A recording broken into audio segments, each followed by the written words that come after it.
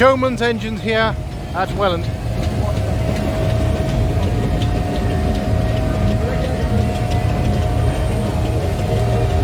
Known for the canopy, bright lights and everything else, and generally the ornamentation and different uses.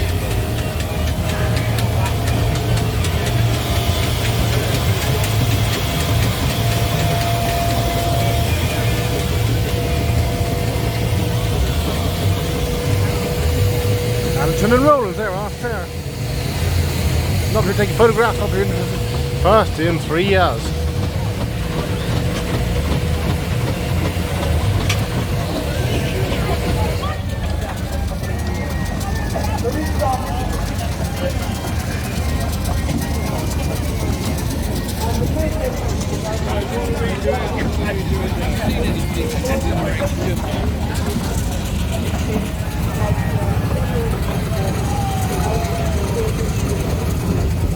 Bridport Foundry Heavy Haulage, there we are. Dorset, long way. JNH McLaren, there we are. Leeds engine, another Leeds engine. A lot made up in Yorkshire. On His Majesty, there we are.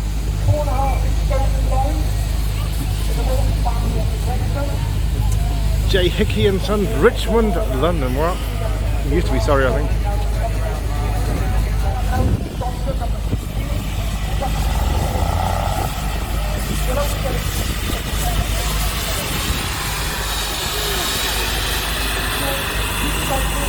John Wilkson Leith.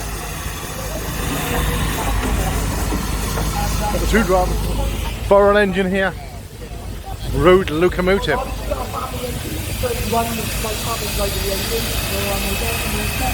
Dorothy. A Burrell engine here. On its way down here. Heavily laden.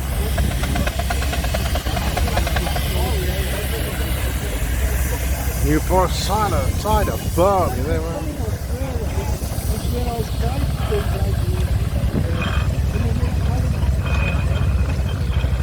S.E. Davison Son, Aswood Bank,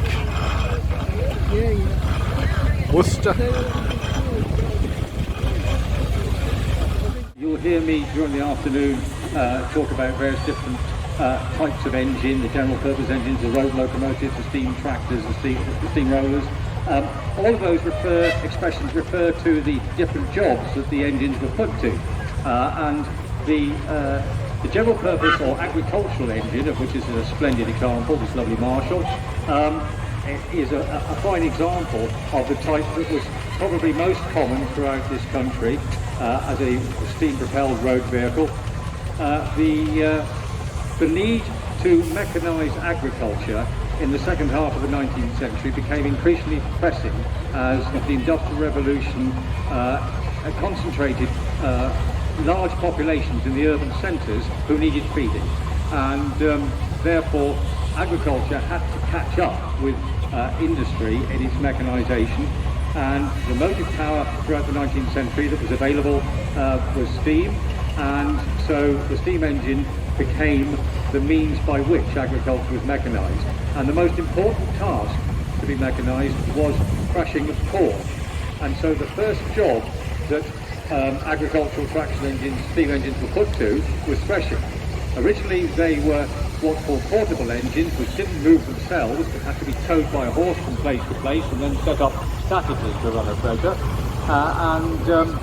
But very soon the builders of these engines started to think about making them self-propel. And so for the next 60 odd years, from about 1870 onwards, the general purpose agricultural engine became the normal way of powering various agricultural activities. Marshall engines were one of the foremost of general purpose agricultural engines, and you will also learn as we go along the afternoon with other makes coming along that the majority of the big manufacturers were based in the east of England, and that is because that is where the big corn growing, the big grain areas, the arable areas of England lie. Now we're seeing an Eveling and Porter, the Lord Malvern, which is a steam roller, and many of us will be able to remember right at the sort of early parts of our lives that steam rollers were still part of everyday life. You know, we would often see them doing their jobs. I mean, the steam engines and the traction engines have been around for many, many years, but these are probably amongst the latter examples of what was still being used in general use. Indeed, Richard, the steam rollers were amongst the very last steam-propelled engines to continue in commercial work, and this is because they did the job just as well as an internal combustion diesel-powered roller, and so whilst the engines were still usable and not worn out, and the drivers were still in work, there was little point in them being scrapped and replaced with a diesel roller. So and indeed, in Herefordshire, two steam rollers carried working for the town since the 1970s. Wow. So we've just seen another Marshall go by Emily. This is owned by the Davises of Redditch, and moving on again, we are taking over quite quickly, aren't they? Moving rapidly. Yeah, the following engine is another steam roller, interesting one. This is a Wallace and Stevens Advance, which was designed by the Wallace and Stevens firm in Basingstoke, and it was intended as a modern steam roller, basically built through the latter half of the 1920s and the 1930s. They sold in reasonably good numbers, and the idea was that they could roll modern asphalt tarmac without leaving ripples, because their design both balanced the weight front and rear evenly, so it didn't, one end didn't squash the ground further than harder than the other, and they had instant reverse, but they got no flywheel. If you look at this engine, it is the only traction engine type boiler engine that has not got a flywheel. So they were built ready to do exactly that, and that explains the slightly wider rear wheels and the fact that they've lined up that with the rollers to give you that ripple-free surface. We move on, and another threshing engine well up with it. This one, Otterhome steam threshing of Cornwall. We're looking to manage that catch up on steam engines. We are moving a little bit quickly, and we're missing a few of the numbers which help us identify which engine is which. But I'm looking at that one, AF3573. Just catching up to which engine that might be. Well, we can move on then to the following engine, which is another steamroller, and this is like the previous one, which was called Lord Malvern. This is an Eveling and Porter. Now, Eveling and Porter were based in Rochester in Kent, and they were the very first pioneers of self-moving steam engines. It is reckoned that Thomas Eveling, in actual fact, was probably the first man to successfully make a portable engine move under its own power. But they became famous as a firm throughout the first 30 or so years of the 20th century for building steamrollers. They produced more rollers in Rochester than all the other manufacturers in England produced together. And many people who used to talk about, the cancel steamroller came and rolled the road, they remembered the leaping horse logo mascot on the headstock of the roller, and thought, because Evelings were so common, that every steamroller had a leaping horse on it. Much like the old every vacuum cleaner, every Hoover is a vacuum cleaner, but not every vacuum cleaner is a Hoover. Yes, it's something very similar. So 67 going past now. The Eveling and Porter tandem, unusual looking machine. This one. Very unusual. This has got two identically sized rollers, front and back. And it does differ in its shape and its look from just about every other engine we've seen here. That is because this was another attempt to produce a modern instant reverse, evenly balanced machine that would roll asphalt tarmac, asphalt surfacing evenly without ripples. And the approach that Eveling and Porter took, and indeed Marshall's against it with one or two of this type, was to produce what we call a vertical boiler engine with the even sized rolls either end, and the boiler and the engine in the middle to even the weight out. And that particular engine has been restored by the owner in 2021 and 2022. Nice registration number on it as well. One if. I suspect that has Irish origin. Yeah, which is a nice looking plate there, but a nice looking roller. We move on. We've had one that whizzed past us. That's another Wallace and Stevens advance. Again, we've got 3 modern rollers, steam powered rollers here. We've got 2 advances and the tandem Aveling. And just going in front of us right now is the Bowl, which is St. Clement, back to 1921. This one's supplied new to Dugdale, a Warwickshire landowner, and it's uniquely painted black. It looks as if it's painted in Bowl maroon to me, Richard. Yeah, I was just thinking that. But now, there's a bit about this engine. It's a 5 horsepower engine. the original was black. Yes. And it is in Showman's guise now, which you see, ladies and gentlemen. It's got twisted brass ornamentation on it. It has a dynamo mounted on a plate extended from the front of the smoke box in front of the chimney, and this is the style of a Showman's engine. Examples of which, large examples of it, and good number of them, you will see in the fairgrounds driving the fun fair. This engine didn't actually start out as a Showman's engine, and I think it gained its Showman's fittings in presently. So another Aveling and Porter by the looks of things. This one, Lilia Grace, I believe. Is that correct? I think it is. This is The 68. This is an 8-ton piston valve Aveling from the 1920s.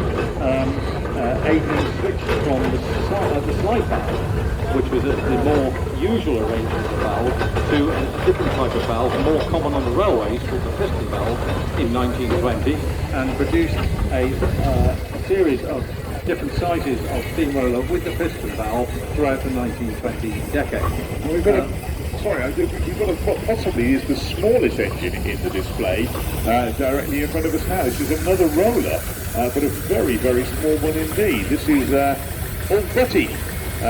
This is going under it, but perhaps for smaller rolling surfaces.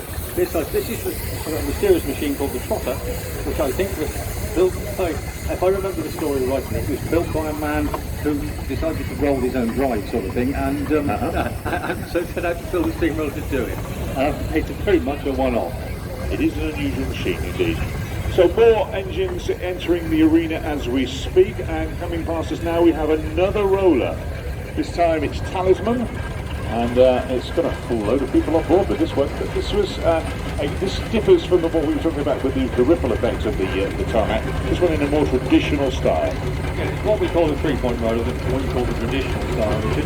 And this is a very, very late example of the Aveling. It may well have to carry the Aveling Barker name.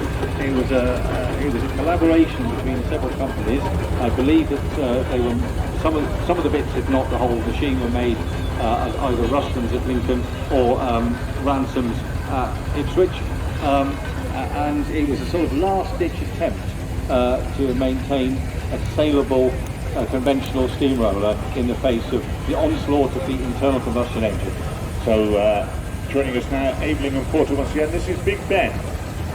Big Ben from 1894. Yeah, very early. This is an early example of an Aveling compound agricultural engine. By compound we mean that it has 2 cylinders and the steam gets used twice. It sounds complicated. In actual fact, when you understand it, it's very Steam logical. lorry.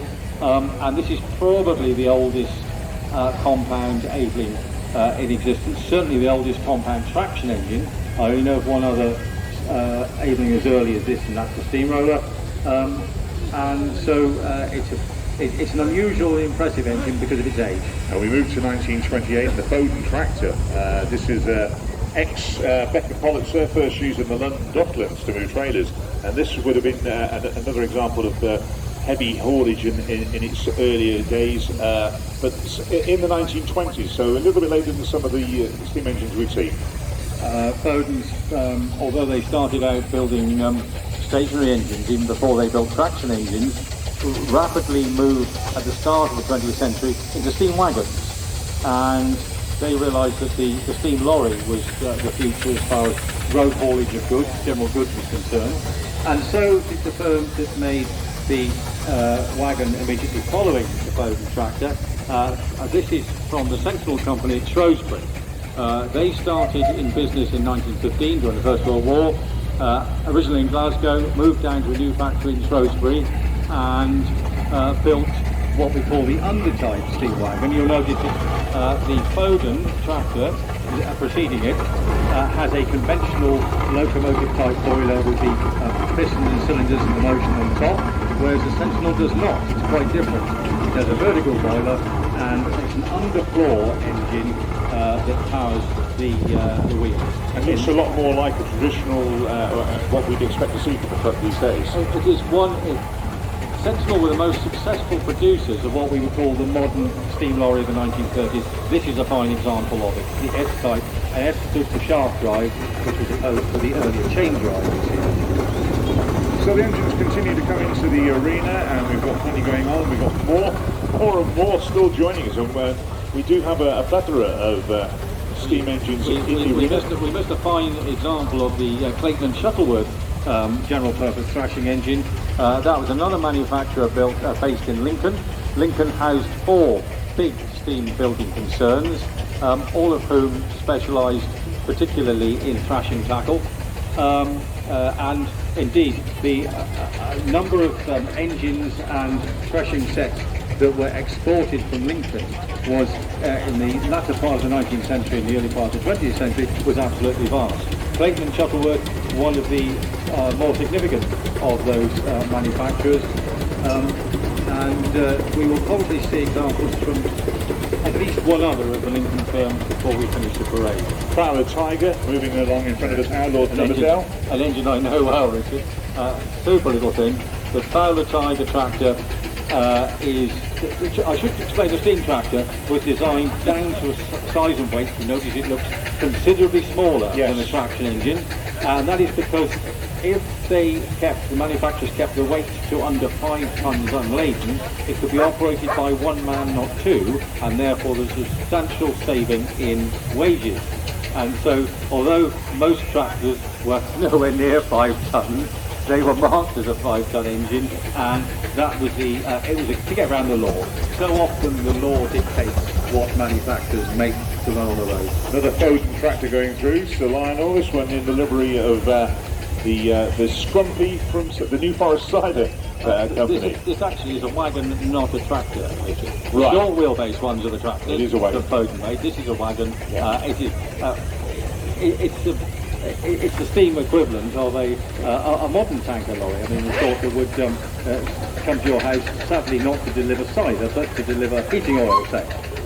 We're seeing an unusual one because we're seeing one where we can see, we've not got the cover, we're seeing the cladding available on the engine, so that's unusual. Yeah, well this engine is displaying what we call the lagging, which is, you see there are strips of wood set across the length of the boiler barrel, and then the cladding, which is the tin sheeting that goes on the outside that is painted and held in place with brass bands, which would normally be fitted on top, holds the lagging in, and the lagging helps keep the heat in. It's a very simple form of thermal insulation, if you like.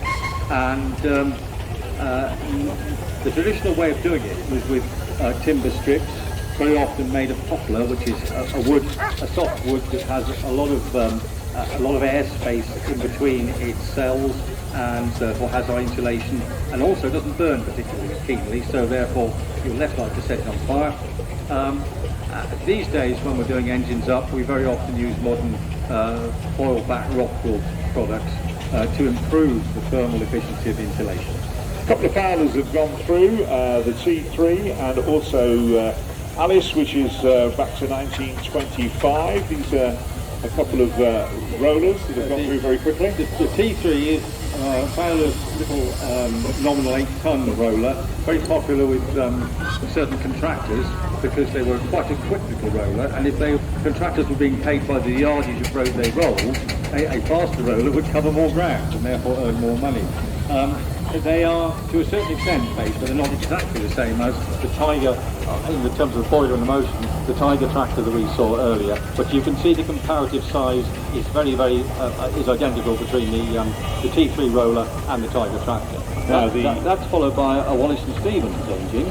We've seen a couple of Wallace & Stevens rollers, the advanced modern rollers I was talking about, and there is one of their traction engines. So they did build traction engines well, very well thought of, and along with the barrel company, they stuck with a 3-shaft system of gearing, as opposed to the 4-shaft common with most other manufacturers. And the way you can tell the difference, ladies and gentlemen, if you watch the Wallace and Stevens, that is the agricultural engine with no canopy moving round, the flywheel is going forwards along with the same direction as the driving wheels.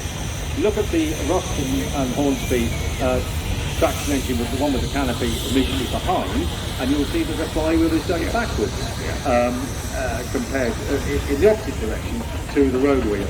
And that indicates that the Ruston is a 4-shaft engine and the Wallace is a 3-shaft engine. And that Ruston, Trevithick, is the first engine built by Ruston and Hornsby. We continue before. I think it's the last engine built by Ruston. I think they missed the letter out. Yeah, I think that's a misprint of the yeah, boat. without doubt. It was, I believe it's dated, more like it's dated to 1936. It may not have been built as late as that, but that was when the firm started, which is incredibly late to be selling a conventional single-cylinder agricultural engine. Another phone. Samantha. Yes, this one I think is has quite a lot work. Something of a cut-down wagon. Quite a lot of wagons were shortened into tractors in their working lives. And this is a well-known and familiar machine that has been in the Hurst family for many years. We've got another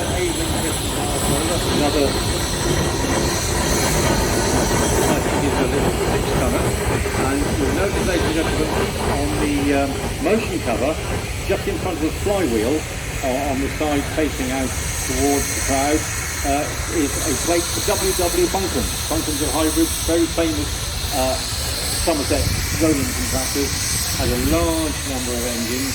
Whenever you see a photograph of a steamroller, particularly enabling, which has got a YA or a YB registration, always consider that it's very likely to be a Buncombe machine. This craft needs to be mechanised after threshing in agriculture with plough. And the snag we have in this country is that in the winter our fields are wet, and steam engines, traction engines are very, very heavy. So the idea of being able to drive a traction engine up and down the fields in England, in the British Isles, in the winter, is nigh on impossible. So a man called John Fowler came up with the idea of ploughing with what are effectively a pair of traction engines standing stationary at either end of the field and winching the plough, just the plough, nothing else, between them. And this became the standard way of ploughing by steam in this country. And this is an example of a Fowler ploughing engine. You will see that under the boiler barrel, mounted horizontally, is a very large winch drum, ladies and gentlemen, and that, on certain models of the Fowler, that would hold up to 1,000 yards of cable, and that was the length of run that an engine could plough against its opposite number. They were always sold in pairs as a right-hand and left-hand engine, so they were able to move up the field together and pull the plough backwards and forwards between them, and that proved to be a very successful system for ploughing. And the big period, the most intense period for steam ploughing and the manufacture and use of ploughing engines was the First World War, when the demand for need for homegrown food suddenly escalated massively because of the U-boat blockade of the Atlantic. Newcastle upon Tyne. And 1,000 yards, that's well over half a mile. That's quite a remarkable ability, yes. We've got more vehicles joining us and they're still pouring in. Incredible display this year of traction engines. This one is it another Marshall? Yes, a Marshall. Very, very unusual Marshall, this, ladies and gentlemen. Marshall, as I said before this afternoon, were a big company and sold a lot of stuff abroad. Sold a lot of engines into the Antilles, particularly Australia, where they had very good agents, and especially the Detroit company of Sydney. And this engine is what it is doing inside. This was built special order by Marshall for direct plough. Therefore, really, it's not what we do in this country. I've just been explaining them how we get them. But this was for export, and I believe it went to Eastern Europe. Yeah, Latvia. I believe it went to the Great Prairies and I'm sure that it wasn't just in Latvia, but all the way down through the Russian border area, Ukraine, you know. Sadly in the news these days for direct ploughing, because the land there that very much inland drive by the wind coming off the step. Floral engine. Was capable of carrying the weight of the traction engine, just as indeed it was in America. Direct ploughing with steam engines in America was the common way of doing it, and again the other great continental grain growing areas of the world. And so our manufacturers, being the leading manufacturers in the world for this type of machine, were exporting engines and designing them for the specific markets that they were selling to, and this is a fine example, an unusual example of that. And another vehicle going through now, this one looking as it's been restored in somewhat of a military guise. Yes, it's another engine I know well. This is an Aveling YLD, model YLD road locomotive, and this is a rare Aveling in that it's a 3-speed machine. Most of the Avelings of whatever type were only the 2-speed, which is a normal gearing for a traction engine.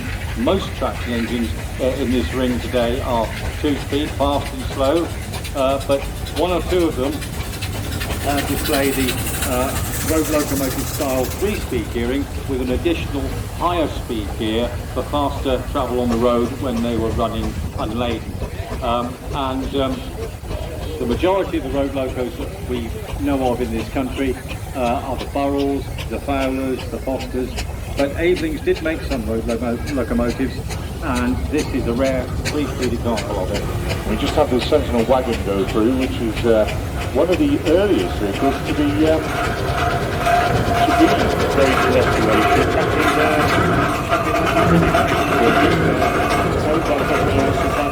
And an unusual one, in fact. We've got a plane. Yes, now this is an engine that really needs no introduction to steam rally crowds anywhere in the British Isles, and certainly not in the Midlands. This is the almost legendary Fowler road locomotive that was owned by the late Len Crane and restored by him, and he rallied this engine for many, many years. Steam cars as well following. Country, and was one of commercials, the original key players in making the road locomotive a particularly relevant and interesting separate class of engine. Up until the time that Len and his friends, the late Jim Sarney and one or two others, got involved with their road locos and started working them together. The road loco was just basically a large traction engine, but they took the idea that you should show these engines working in their natural environment, and the consequence of those pioneering demonstration work by Len and Jim and others is the heavy haulage demonstrations we see on this field today in the haulage ring, where the big road locomotives are hauling the vast load around very impressively to entertain the crowd. That's happening now, just a couple next of door very here. small vehicles have gone past, and pre-mass production of motor cars, we would have had steam cars, and we've seen the steam car, the Lycomobile, and also a delivery wagon as well. Delivery van. Yeah, it's a rather fun little thing, that, isn't it? The little steam delivery truck, the delivery van. The steam car was predominantly an American invention and development, because they are liquid fueled. They're fueled usually with paraffin or some kind of petrol. Oil was, of course, the indigenous fuel that was widely available in the United States from the late 19th century onwards, whereas our indigenous fuel was coal. That is why we built the engines, the steam engines, to do work in the design that ours are, because they have to be coal-fired, whereas the Americans found that they could do all sorts of different things with an oil fuel, with a liquid fuel, and the steam car was one of them.